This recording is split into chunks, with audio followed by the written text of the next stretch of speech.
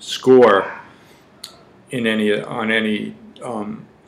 in any group of people taking an assessment. Once you calculate the mean, if you go back and look at the actual physical scores individuals get, or you give the test subsequently to other people, even though most individuals taking that assessment will cluster around the mean, and thus you get the hump in the curve, how many people actually get the exact average score?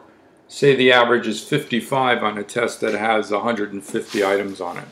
The average score is 55. It's 55. How many people would get exactly 55? Not a lot. Not a lot necessarily. Some people would get 56. Some people would get 57. Some people would get 52. Some people would go below the average, above the average. Most people would be around the average. A couple of points higher, a couple of points lower. But right dead on the average, not that many. Now, some people would do way better than the average. Some people you will have found did way worse than the average. So you would get a variance. You would get differences in performance in a group, any group of individuals who are taking the assessment, even if that group of individuals is matched on a particular quality, like grade level, third graders, age level, 8-year-olds. Whatever basis that you have for matching them, usually in these tests, tests are normed with reference to age or grade, because that's who clients are compared. Those are the groups clients are compared to, if you're following me. So then how is this the standard deviation calculated?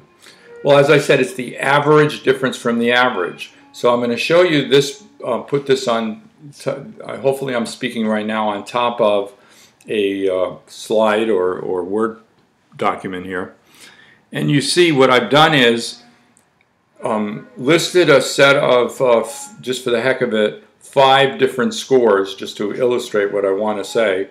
5 scores that 5 different, say, third graders received on a the self 5 assessment of the 5 to 8-year-old part of the assessment, or part of the assessment. Now we calculate the average of scores, but notice of the 5 scores, only one is exactly on the average. A couple are below the average, a couple are above. Now just say we won't, and let's do it. Let's find out what the difference is from the average, the difference. So what we do on the, you see what I did, is subtracted the actual score from the mean. I subtracted the actual score from the mean, because the mean is the average, and only one person hit the average. So we want to have a statistic that represents the average difference from the average. So what I do is subtract the real scores from the mean so that I get the difference score. And some different scores will be plus scores. People will have done better. Some of the different scores are minus scores. People did worse. See that?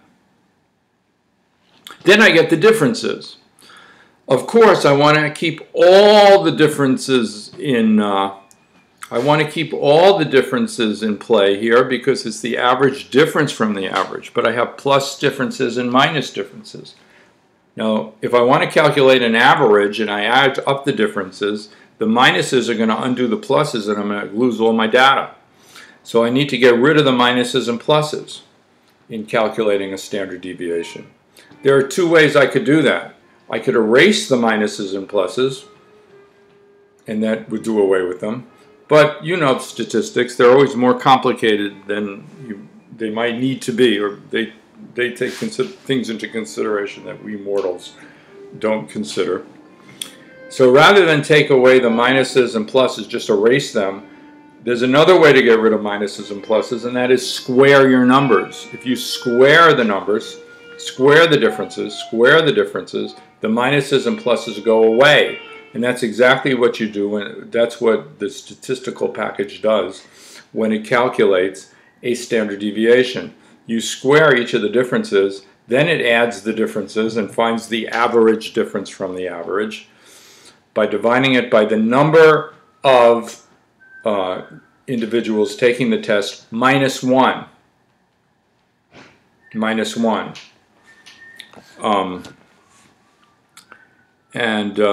That's called the degree of freedom, minus 1. 1 is taken away statistically. And then you get an average. But remember, the average is squared now. The average difference will be still a squared number. Remember, we squared each number to get rid of the minuses. So to undo the square effect, we take the square root. And that's exactly how a standard deviation is calculated. It's the average, n minus 1 average, of the sum of the squares. That's actually the variance, and then the square root of that, that's the standard deviation, is the square root of the sum of the squares of the differences of scores from the mean. That is that average calculated as n, the divisor, I think that's what it's called, is n minus 1 on that. So you see we calculated a brief and quick standard deviation, SD. Now, once you have the average, then once you have a number, you add it once to the average, and you get 1 standard deviation above the mean. Add it twice to the average, 2 times the SD number, that's 2 standard deviations above the mean. 3 times the number, 3 standard deviations above the mean. If you want to go below the mean, you take the standard deviation number you calculated and subtract it once for 1 standard deviation below the mean, subtract it twice for 2 standard deviations below the mean, and subtract it 3 times for 3 standard deviations below the mean. Ideal legislation dictates that a child must perform more than 1 standard deviation below the mean to qualify for service, to be classified as disabled. Actually, if the child has only 1 disability, speech, say, and nothing else going on, the child actually needs to be 2 standard deviations below the mean, needs to perform 2 standard deviations below the mean.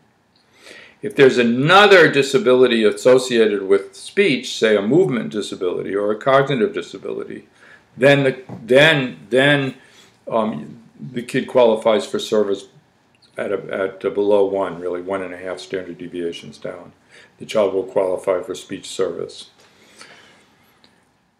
Now you can think about a few things interestingly about this. First of all, the nature of disability. It's really a construct. Disability is a construct. In this case, in the case of ideal legislation and how kids are these days qualified for services, it's based on legislation. So legislation dictates that 1.5 standard deviations down or more is considered a disability in terms of performance on these norm-referenced assessments, standard norm-referenced assessments. Next year, maybe a new law will pass, and they will say 2 standard deviations down or 2.5 standard deviations down, or with speech all by itself, or with another disability accompanying it. Then that would be a disability. On the other hand, then something that's a disability now, 1.5 standard deviations down, will no longer be a disability. It's not, at least by law, it's not a disability anymore. Interestingly, disabilities are constructs. They are judgments that we make or calculations that we make. They're the outcomes of judgments or consequences. Or statistical calculations, that's what I meant. Statistical calculations, think about that. That's an interesting point, perhaps. Also, as we go through these norm-referenced, standard norm-referenced assessments, I'm going to make the point over and over again, these assessments are not developmental. Deriving a standard score is not a developmental analysis of a child. That is because the behavior that you're evaluating on these assessments are not natural behaviors. They're not behaviors that are spontaneous or analyzed according to organization, which I'll come back to shortly. They're rather responsive.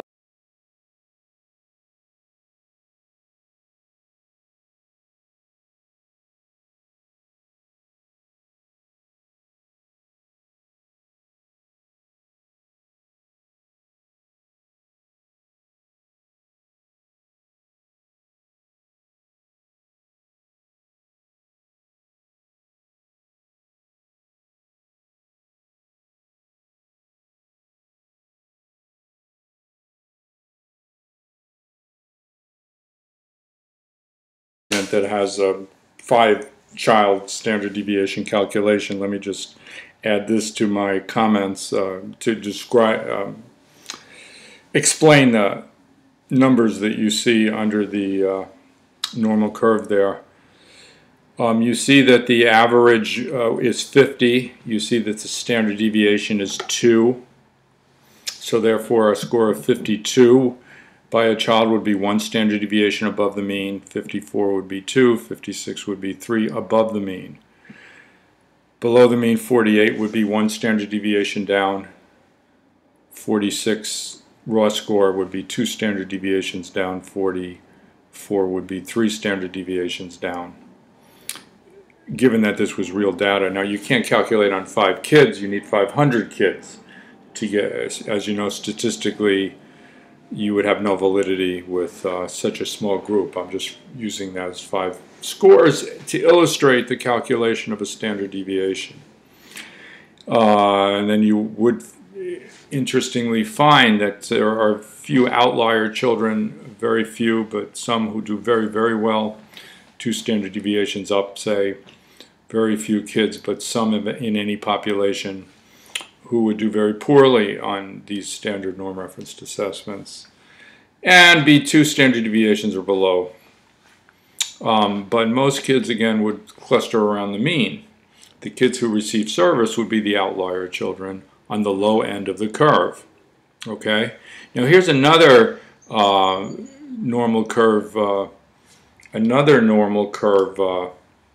slide here that has numbers on it. You see what proportion of the population, when you generate a normal curve, strangely enough you find that plus or minus 1 standard deviation accounts for 68% of the population who took that test.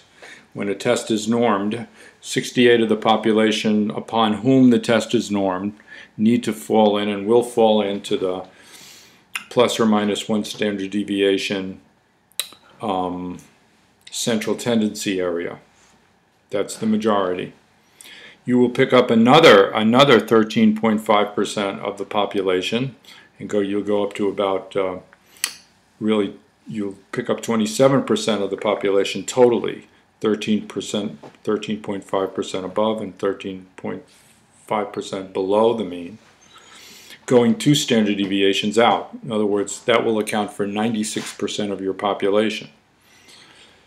You'll pick up another 2.5% and get to 5% totally, 2.5% above the mean, 2.53 standard deviations below the mean, and you'll pick up 99% when you go out to 3 standard deviations.